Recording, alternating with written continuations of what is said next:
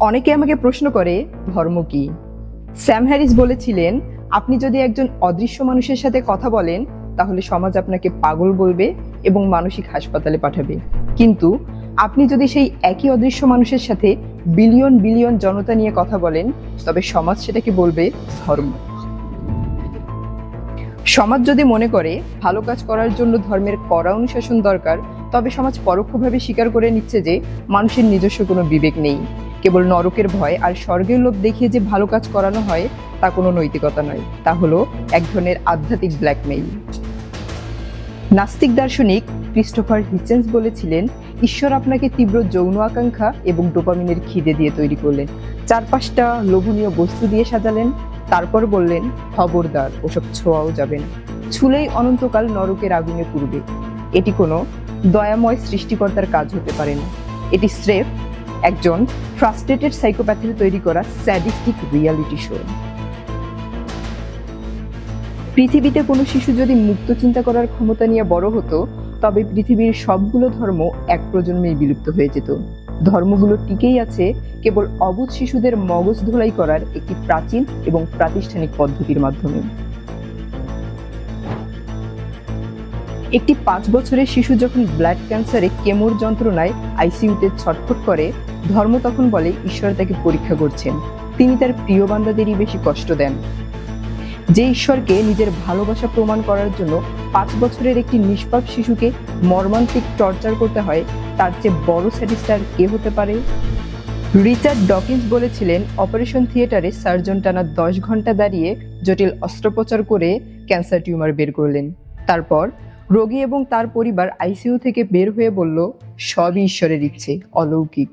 বেচারা ডাক্তারের আসলে ডিগ্রিটাই লস। শত শত গ্যালাক্সি আর ট্রিলিয়ন ট্রিলিয়ন নক্ষত্রে ভরা এই অসীম মহাবিশ্বের সৃষ্টিকর্তা মহাজাগতিক নিয়ম বাদ দিয়ে কে কার সাথে বেডরুমে কি করছে বা কে কি খাচ্ছে তা নিয়ে 24 ঘন্টা নজরদারি করছেন। এই ভাবনাটি আসলে বিজ্ঞানের সবচেয়ে বড় কৌতুক। ইতিহাসে একজন খারাপ মানুষ তার নিজের স্বার্থে যতটা ক্ষতি করতে পারে, তার চেয়ে একজন ধার্মিক মানুষ তার পবিত্র গ্রন্থের ঈশ্বরকে খুশি করার জন্য 1000 গুণ বেশি ধ্বংসযজ্ঞ চালাতে পারে, কারণ সে বিশ্বাস করে তার সমস্ত নিষ্ঠুরতাই ঐশ্বরিক। প্রশ্ন আসে, সব অলৌকিক ঘটনাই কেন ক্যামেরা আবিষ্কারের আগে এবং মরুভূমির নির্জনতায় ঘটেছিল? আধুনিক যুগে এসে মানুষের পকেটে যখনই হাই রেজলিউশন ক্যামেরা এলো, ঈশ্বর এবং মানুষের অলৌকিক ক্ষমতার সমস্ত গল্প কেন হুট করে উধাও হয়ে গেল? ধর্ম হলো এমন এক জটিল মনস্তাত্ত্বিক অস্ত্র যা সাধারণ মানুষকে শান্ত রাখে, ক্ষমতাবান মানুষদের শাসন করতে সাহায্য করে এবং বুদ্ধিমানদের ব্যবসা করার সুযোগ করে দেয়। তারা আমাকে প্রশ্ন করে, তুমি কি পরকালে ভয় পাও না? মার্ক টোয়েনের ভাষায় আমার তখন বলতে ইচ্ছা করে, আমি মৃত্যুকে ভয় পাই না, কারণ জন্মের পূর্বে বিলিয়ন বিলিয়ন বছর আমি মৃতই ছিলাম। যখন একটা তীব্র ভূমিকম্প বা সুনামি এসে পুরো শহর ধ্বংস করে দেয়, হাজার হাজার শিশু মাটির নিচে চাপা পড়ে মারা যায়, তখন ধ্বংসস্তূপের নিচে আস্ত একটা কোরআন, বাইবেল বা মূর্তির সন্ধান পাওয়া যায়। ভক্তরা আনন্দে চিৎকার করে ওঠে, বলে, দেখো অলৌকিক ঘটনা। তার মানে ঈশ্বর পুরো শহর আর মানুষকে মারলেন, কিন্তু তার নিজের বইটা বা নিজের সেলফিটা ঠিকই বাঁচিয়ে রাখলেন। নীল ডিগ্রাস টাইসন বলেছিলেন, ধর্মীয় প্রবক্তারা বলেন মানবদেহের প্রতিটি অঙ্গ নিখুঁত পরিকল্পনার প্রমাণ, অথচ আমাদের পেটে অ্যাপেন্ডিক্স নামক একটি টাইম বোমা বসানো আছে যার কোনো কাজ নেই, যে স্রেফ যে কোনো দিন কোনো কারণ ছাড়াই ফেটে গিয়ে আপনাকে মেরে ফেলতে পারে। কোনো মানুষের তৈরি করা গেজেটে এমন ফালতু আর বিপজ্জনক ডিজাইন থাকলে কাস্টমাররা কোম্পানিকে আইনি নোটিশ পাঠাতো। ধর্ম বলে ঈশ্বর মাত্র 6 বা 7 দিনে এই মহাবিশ্ব এবং আমাদের পৃথিবী সৃষ্টি করেছেন।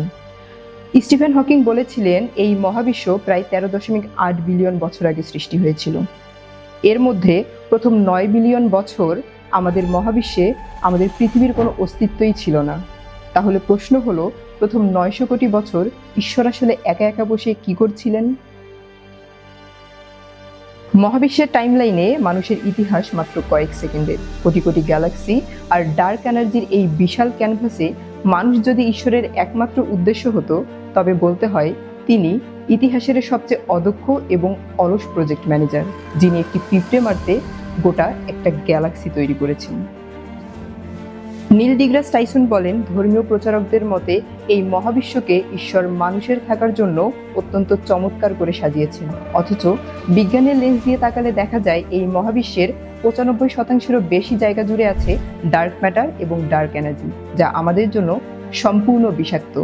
বাকি যে সকল গ্রহ নক্ষত্র আছে তার তাপমাত্রা হয় 1000 ডিগ্রি সেলসিয়াস আর না হয় পরম শূন্যের কাছাকাছি -ডিগ্রি। ব্ল্যাক হোল প্রতিনিয়ত আস্ত নক্ষত্রকে গিলে খাচ্ছে। সুপারনোভা বিস্ফোরণে সেকেন্ডে কোটি কোটি জগৎ ধ্বংস হয়ে যাচ্ছে। এই মহাবিশ্বের 99.9999% জায়গায় একজন মানুষ পা রাখলে 1 সেকেন্ডের ভগ্নাংশের ভেতর জমে বরফ হয়ে যাবে অথবা পুড়ে ছাই হয়ে যাবে। যে মহাবিশ্ব 1 সেকেন্ডে মানুষকে মারার জন্য 24 ঘন্টা ওত পেতে আছে, তাকে মানুষের জন্য নিখুঁত স্বর্গ বলা আর কসাইখানাকে গরুর জন্য বিলাসবহুল হোটেল বলা একই কথা। রিচার্ড ডকিন্স অন্ধবিশ্বাসীদের উদ্দেশ্যে কটাক্ষ করে বলেন, বিজ্ঞান যখন বলে এই মহাবিশ্ব একটি সিঙ্গুলারিটি বা কোয়ান্টাম ফ্লাকচুয়েশন থেকে তৈরি হয়েছে, তখন ধর্মগুরুরা হেসে বলে, শূন্য থেকে কিভাবে এই মহাবিশ্ব একা একা তৈরি হতে পারে? এর পেছনে একজন জাদুকর বা সৃষ্টিকর্তা লাগবেই। চমৎকার লজিক। কিন্তু যেই তাদের জিজ্ঞেস করা হয় সেই সর্বশক্তিমান ও জটিল ঈশ্বরকে কে তৈরি করলো, তারা হুট করে লজিকের সুইচ অফ করে দিয়ে বলে, ঈশ্বরকে কেউ সৃষ্টি করেনি, তিনি চিরকাল নিজে নিজেই অস্তিত্বশীল। অর্থাৎ শূন্য থেকে একটি মহাবিশ্ব তৈরি হওয়া অসম্ভব, অথচ শূন্য থেকে আস্ত একটা সর্বশক্তিমান ঈশ্বর তৈরি হয়ে যাওয়া সম্ভব। নিজেদের থিওরিকে বাঁচাতে এর চেয়ে সস্তা ডাবল স্ট্যান্ডার্ড আর কি হতে পারে?